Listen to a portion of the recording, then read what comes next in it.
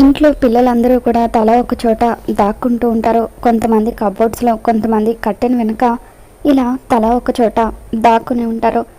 తలుపులన్నీ కూడా మూసేసి మనోహరి టెన్షన్ పడుతూ ఉంటుంది.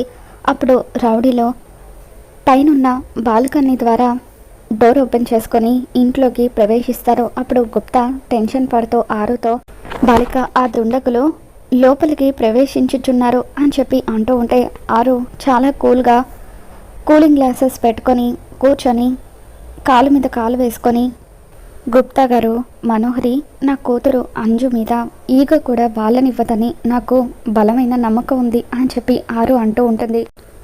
మరోపక్క పిల్లలు హైడ్ అండ్ సీక్ ఆడుతూ ఉంటే అంజు బయటకు వచ్చి మిగతా పిల్లల కోసం వెతుకుతూ ఉంటుంది.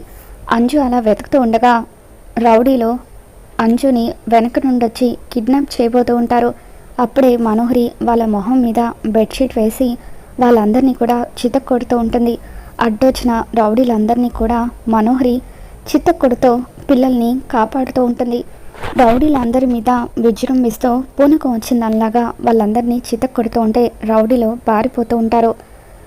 మరి మనోహరి అమర్కి ఇచ్చిన మాట కోసమే పిల్లల్ని కాపాడి ఉంటుందా, లేదంటే మనోహరిలోకి ఆరు ప్రవేశించి పిల్లల్ని కాపాడి ఉంటుందా? అసలు ఏం జరగబోతుందో మళ్ళీ మన ఛానల్లో తెలుసుకుందాం. ఈ వీడియో మీకు నచ్చినట్లయితే ఒక లైక్ చేయండి.